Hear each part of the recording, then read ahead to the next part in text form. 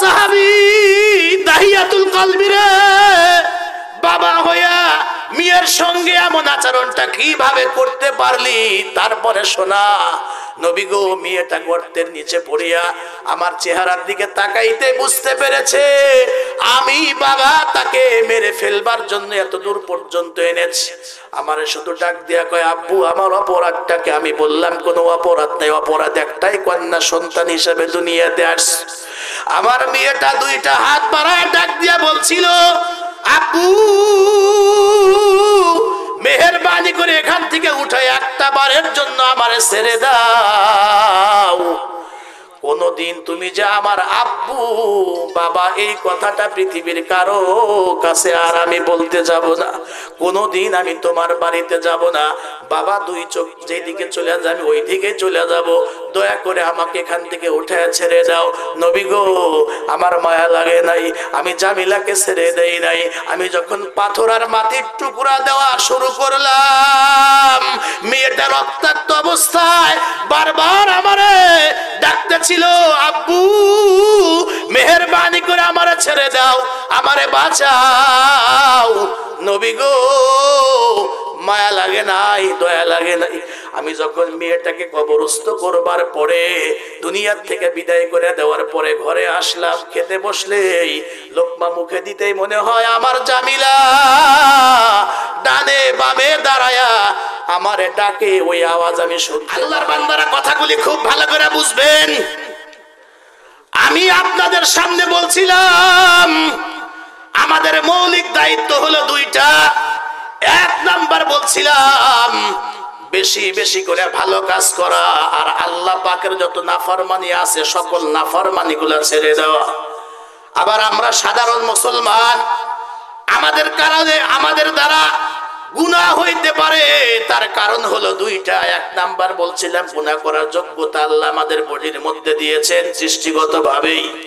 আর দুই নাম্বার হইল আমাদের পিছনে রাত দিন 24 ঘন্টা ইবলিস কিন্তু মেহনত করে।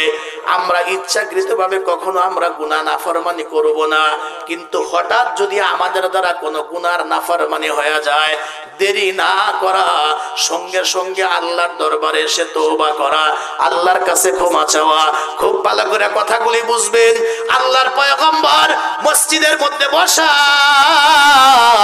এমন সময় দেখলেন নামাজের কাতারের ভিতরে একজন সাহাবী নামাজের পরে বসে বসে দুই চোখ থেকে লেবুর রসের মতো পানি ছেড়ে এমন ভাবে কাঁদতেছেন, বিনা বিনা ছোট্ট বাচ্চার মতো গুনগুন গুনগুন আওয়াজে দুই চোখ থেকে পানি ছেড়ে কাঁদতেছে। তার চোখের পানি গাল বেয়ে বেয়ে মসজিদের ফ্লোর, মসজিদের মেঝে পর্যন্ত স্পর্শ করতেছে। আল্লাহর নবী তার কাছে গিয়া কাদের মধ্যে স্পর্শ করে ডাক দিয়া বললেন, ও সাহাবী, অনেকক্ষণ হলো আমি লক্ষ্য করতে পারছি তুমি কেন মসজিদের মধ্যে বসে বসে এইভাবে কাঁদো। এই সাহাবী তখন ডাক দিয়া বলেন, ইয়া রাসূলুল্লাহ, আমার কান্নার কারণ হইল আমি তো নতুন নতুন মুসলমান, আমার জীবনের বড় একটা সময় কাফেররত অবস্থা আমি কাটিয়েছি, আমি তো মাত্র নতুন মুসলমান হয়েছি। আমার কান্নার কারণ হইল অতীতের গুনাহের কথা স্মরণ হইলে আমার কান্না অটোমেটিক চলে আসে। নবী আলাইহিস সালাম বললেন, ও সাহাবী, তুমি কি আমার হাদিস শোনো নাই? আমি নবী তো বলছি কালেমা পড়ার আগে বান্দা যা অপরাধ করেছে, যা গুনাহ করেছে, আর বান্দা যখনই কালেমা পড়বে, ঈমান আনবে, এই ঈমানটাই যেন তার অতীতের জীবনের কাফফারা, অর্থাৎ ঈমান আনবে, তার অতীতের সকল গুনাহ আমার আল্লাহ মাফ করে দিবে। হুজুর, আমি হাদিস শুনছি, কিন্তু আমি একটা গুনাহ এমন করেছি আমার মন বলে সকল গুনাহ মাফ হইলেও এত বড় মারাত্মক একটা গুনাহ আমি করছি, আমার মন বলে এই গুনাহটা মনে হয় আল্লাহ আমারে মাফ করবেন না। নবী তখন বললেন, এই সাহাবী, এমন কোন গুনাহ করছো আমারে শোনাও যে গুনাহের কারণে তুমি নিরাশ হয়ে যাচ্ছ। নবী গো, আমরা তো কাফের থাকা অবস্থায় কন্যা সন্তান হইলে আমরা অসন্তুষ্ট হইতাম, এমনকি কন্যা সন্তান হইলে আমরা জীবিত অবস্থায় আমরা মাটির নিচে পুঁতে রাখতাম, দুনিয়ার থেকে বিদায় করে দিতাম। ছেলে হইলে আমরা খুশি হইতাম। এটা তো কাফেরদের স্বভাব। বলুন তো মুসলমানদের মধ্যে এমন আছে কিনা বারবার মেয়ে হয় তাই অসন্তুষ্ট হয়, ছেলে হইলে খুশি হয়, মেয়ে হইলেই বেজার হয়, না শুকরিয়া করে, এমন কিছু হতভাগা লোক জোরে কন্যা আছে না নেই? আরো জোরে বলেন।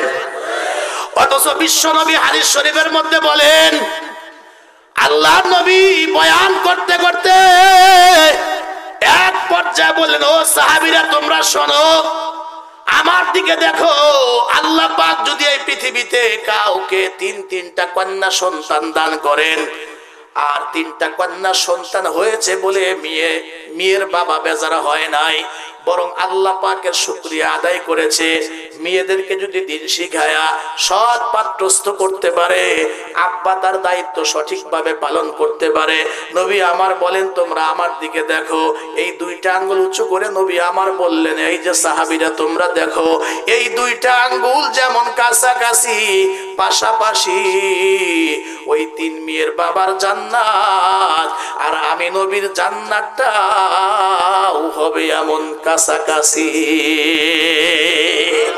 হঠাৎ করে একজন সাহাবী মাঝখান থেকে দাঁড়ায় বললেন, ইয়া রাসূলুল্লাহ, আল্লাহ যদি কাউকে দুটি কন্যা সন্তান দান করেন তার ব্যাপারে কি বলেন? কোন কোন বর্ণনার মধ্যে আছে, একজন সাহাবী বললেন, আল্লাহ যদি কাউকে একটি কন্যা সন্তান দান করেন তার ব্যাপারে কি বলেন? নবী আমার বললেন, হ্যাঁ, কাউকে যদি আল্লাহ পাক একটি কন্যা সন্তানও দান করেন, দুটি কন্যা সন্তানও দান করেন, আর যদি এই এক বা দুইটি কন্যা সন্তানকে দিন শিখায়া সৎ পাত্রস্থ করতে পারেন, আব্বা যদি তার দায়িত্ব সঠিকভাবে পালন করতে পারেন, নবী আমার বলেন এই এক অথবা দুই মেয়ের বাবাকেও রব্বুল আলামিন জান্নাতের মালিক বানায়া দিবে। এই সাহাবী বলেন, ইয়া রাসূলুল্লাহ, কন্যা সন্তান হইলে আমরা দুনিয়ার থেকে জিন্দা অবস্থায় বিদায় করে দিতাম। আমি নিজের হাতে আমার একাধিক কন্যা সন্তানকে দুনিয়ার থেকে বিদায় করেছি। বিশেষ করে একটা সন্তানের কথা আমার খুব মনে পড়ে। আমার এই সন্তানটা যখন আমার স্ত্রীর পেটে, আমি চলে গেলাম দেশের বাইরে, যাইবার সময় বিবিকে ওসিয়ত করে গেলাম, বিবিরে শোন, আমি যদি বিদেশ থাকা অবস্থায় তুমি যখন বাচ্চা প্রসব করবা, মেয়ে সন্তান হইলে রাখবা না, দুনিয়ার থেকে বিদায় করে দিবা, ছেলে সন্তান হইলে আমার জন্য রেখে দিও। এই সাহাবী বলেন, হুজুর, চলে গেলাম দেশের বাহিরে, 4-4টা বছর পরে যখন আমি আবার দেশে আসলাম, ঘরে ঢুকলাম, ঘরে ঢুইকাই দেখি চাঁদের মতো সুন্দর 3 থেকে 3.5 বছরের ছোট্ট একটা কন্যা সন্তান আমার ঘরের মধ্যে খেলাধুলা করে, চাঁদের চাইতেও দেখতে বেশি সুন্দরী মনে হয়। আমি আমার বিবিকে লক্ষ্য করে ডাক দিয়া বলছিলাম, ও বিবি, এই কন্যা সন্তানটা কার? আমার বিবি আমার উপর ভরসা করে ভেবেছিল হয়তো আমি কিছুই বলবো না, সাহস নিয়ে সত্যি কথা বলে দিয়েছিল। ডাক দিয়া বলে, স্বামী গো, এই কন্যা সন্তানের ব্যাপারে আপনি জিজ্ঞাসা করেছেন, এটা আর কারো সন্তান নয়, ওই যে আপনি আমার পেটে রাইখা চলে গিয়েছিলেন, আসলে এই সন্তানটা হলো আমাদের সন্তান। এমন সময় আমি আমার বিবিকে লক্ষ্য করে ডাক দিয়া বললাম, বিবি রে, আমি তো বলছিলাম কন্যা সন্তান হলে মেরে ফেলবা, দুনিয়াতে বাঁচায়া রাখবা না। আমার স্ত্রী তখন ডাক দিয়া বলেছিল, স্বামী গো, আমি আপনার আদেশটাকে মানতে পারি নাই, তার কারণ হলো 2টা। কয় কারণ? 1 নাম্বার কারণ হইল, আপনি মেয়েটার চেহারার দিকে তাকায় দেখেন, আপনি যেমন সুন্দর, আল্লাহ তাআলা আপনার মেয়েটাকেও এমন সুন্দরী বানাইছে। এত সুন্দরী একটা মেয়েরে আমি কেমনে মারি? পারি নাই। আমি ওর নামই রাখছি সুন্দরী, অর্থাৎ আরবিতে তার নামই রাখছি আমি জামিলা। জামিলাতুন শব্দের অর্থই হলো সুন্দরী। জোরে বলেন সুবহানাল্লাহ। আর 2 নাম্বার আর একটা কারণ হইল, আমি তারে মারতে পারি নাই, কারণ আমি যে ওর জনম দুঃখিনী মা। একটু জোরে কর না সুবহানাল্লাহ। মা কোনদিন তার সন্তানকে হত্যা করতে পারে না। স্বামী গো, আমি আপনার আদেশটাকে মানতে পারি নাই, তার 2 নাম্বার কারণ হইল আমি তার মা। সত্যি কিন্তু মায়ের মধ্যে সন্তানের প্রতি কি মায়া, কি মহাব্বত, এটা একমাত্র জানেন মা, আর একমাত্র জানেন সৃষ্টিকর্তা। আমি হুজুর বয়ান করতেছি, আমিও কিন্তু বয়ান করে পরিপূর্ণ আপনাদেরকে বুঝাইতে পারবো না। একটা মা পাখির দিকে যদি আমরা খেয়াল করি, একটা মা পাখি দেখবেন সকালবেলা তার বাসার থেকে বের হয়ে ডানে বামে পুরো এলাকা ঘুরে ঘুরে দেখবেন খাদ্য সংগ্রহ করে। খাদ্য সংগ্রহ করে মানে মা পাখিটা তার পেটের মধ্যে খাবার সে খেয়ে নেয়। দেখবেন বিকেল বেলা সন্ধ্যার পরে যখন নীরের মধ্যে ফেরে, বাসায় ফিরবার পরে দেখবেন মা পাখিটা তার ছোট্ট ছোট্ট বাচ্চার কাছে বৈশা গিয়া ওই যে নিজের পেট থেকে আবার দেখবেন খাবারগুলি বের করে সুন্দর করে তার সন্তানকে খাওয়ায় দেয়। জোরে কোন কথা ঠিক কিনা? একটা মা মুরগির দিকে যদি আমরা তাকাই, দেখবেন একটা মা মুরগির নিচে 15, 20, 30টা পর্যন্ত মুরগির ডিম দেওয়ার পরে 21 দিন 29 দিন পর্যন্ত যখন মা মুরগিটা যখন তা দেয়, দেখবেন এক সময় ডিমগুলো ভেঙ্গে ভেঙ্গে ফেটে ফেটে বাচ্চাগুলি দুনিয়া থেকে বের হয়। এই 2-4 দিনের বাচ্চা নিয়ে যখন মা জমিনের মধ্যে চলতে থাকে, মা দেখবেন তার বাচ্চাগুলাকে এই পরিমাণ মহাব্বত করে। একটু বিপদ দেখলে পাখার নিচে আশ্রয় নেয়। হঠাৎ করে যদি আকাশে চিল আসে, পৃথিবীর কেউ না জানলেও দেখবেন মা ঠিকই টের পায়। মা মুরগিটা তার 2টা পলক বা পাখা এইভাবে ছড়াইয়া দিয়া এমন তার বাসায় একটা সংকেত লাগায়া দেয়, দেখবেন বাচ্চাগুলি দৌড়ায় মা মুরগির পাখার নিচে এসে আশ্রয় না। 2-4টা বাচ্চা যদি ঢুকতে দেরি হয়, এমন সময় চিল যদি সো মেরে বাচ্চাগুলিকে নেওয়ার চেষ্টা করে, দেখবেন মা নিজের জীবনকে বাজি রাইখা হইলে চিলের মুখ থেকে বাচ্চাকে রাখার জন্য দেখবেন চিলের পিছে পিছে আকাশে উড়াল পর্যন্ত দেয়। জোরে কোন কথা ঠিক কিনা? এই সাহাবী ডাক দিয়া বলেন, ইয়া রাসূলুল্লাহ, এখন কিন্তু আমি সানোয়ার হোসেন সাইফি আপনাদেরকে এই হাদিস অথবা এই ঘটনা আপনাদেরকে শোনাইতেছি। 1500 বছর পরে আমার মতো ছোট মৌলবীর জবান থেকে শুনবার পরেও দেখবেন এই ঘটনা শুনলে অনেকের দিলের মধ্যে নাড়া দেয়, কারো কারো চোখ থেকে পানি ঝরে। অথচ ওই সাহাবী নিজেই বর্ণনা করতেছেন, আর যিনি শুনতেছেন উনি হলেন বিশ্বনবী রাহমাতাল লিল আলামিন। আবার জায়গাটা স্টেজ যেটা হয়েছে, জায়গাটার নাম হলো মসজিদে নববী। জোরে কোন সুবহানাল্লাহ। নবী আমার ডাক দিয়া বলেন, ও সাহাবী, তারপরে কি হলো আমারে শোনাও। এ সাহাবী ডাক দিয়া বলে, হুজুর, আমরা স্বামী স্ত্রী যখন রাত্রিবেলা ঘুমাইতে যাই, বাচ্চা থেকে পাশে শোয়াইলে শুইতে চায় না, আমাদের দুইজনের মাঝখানে ঘুমায়। কিছুক্ষণ আমার দিকে গড়িয়া গলা জড়ায়া ধরে, আবার ওর মার গলা জড়ায়া ধরে। আমি যদি পানি পান করতে চাই, এইটুকুন বাচ্চার ভিতরে এত মায়া, এত দয়া, আমার হাতের মধ্যে বাচ্চাটা পানি উঠায়া দেয়। আমি যদি জামা চেঞ্জ করতে চাই, এ বাচ্চাটা আমার জামা কাপড় আগায় দেয়। এমনকি ঘর থেকে বের হইতে গেলে আমার স্যান্ডেলটা পর্যন্ত আমার পায়ের মধ্যে পরায়া দেয়। নবী গো, আমি চিন্তা করলাম এভাবে বেশি দিন চললে হয়তোবা তার প্রতি মায়া দয়া হইতে পারে, হয়তোবা আমি মারতে পারবো না। আমি আর দেরি করতে চাই না। এমন সময় একদিন আমি আমার বিবিরে বললাম, ও জামিলার মা, জামিলাকে একটু গোসল করায় নতুন কাপড় পরায় সাজায়া দাও, আমি তাকে একটু দূরে নিয়ে একটু দাওয়াত খাইতে চাই। এই কথা শুনবার পরে মেয়েটা খুশিতে বাগ বাগ আব্বুর হাতের আঙ্গুল ধরে দাওয়াত খাইতে যাবে। কিন্তু মেয়েটা তো জানে না তার এটাই জীবনের ঘর থেকে শেষ বিদায়, আর কোনদিন জামিলা এই ঘরে ফিরতে পারবে না। খুব ভালো করে কথাগুলি বুঝবেন। এ সাহাবী বলেন, হুজুর, আমি যখন জামিলাকে তার মার চোখে ধুলা দিয়া যখন আমি ঘর থেকে যখন বের করে নিয়ে গেলাম, মেয়েটা একবার আমার আগে আগে যায়, আবার আমার পিছে পিছে যায়। যখন আমি জঙ্গলের ভিতর দিয়ে সরু পথ নিলাম, চলতে চলতে চলতে চলতে একটা ফাঁকা জায়গা পাইলে, এই জায়গার মধ্যে যখন আমি গর্ত খনন করতেছিলাম, মেয়েটা আমার ডাক দিয়া কয়, আব্বু কিছুই তো বুঝলাম না, এত দূরে গহীন জঙ্গলে এই জায়গায় আব্বা কি জন্য গর্ত খনন করো? ডাক দিয়া তখন বলছিলাম, জামিলা প্রশ্ন করো না, দূরে গিয়া খেলতে থাকো, যখন আমি তোমাকে ডাকবো তখন তুমি আসবা। ইয়া রাসূলুল্লাহ, গর্ত খনন করতে করতে হঠাৎ করে আমার মেয়েটা এক পর্যায়ে দৌড়ে আসে, আমার পা দুটা দৌড়ে দৌড়ে বলে, আব্বু মেহেরবানি করে তোমার চেহারাটা একটু আমার দিকে আগা দাও, নিচু করে দাও।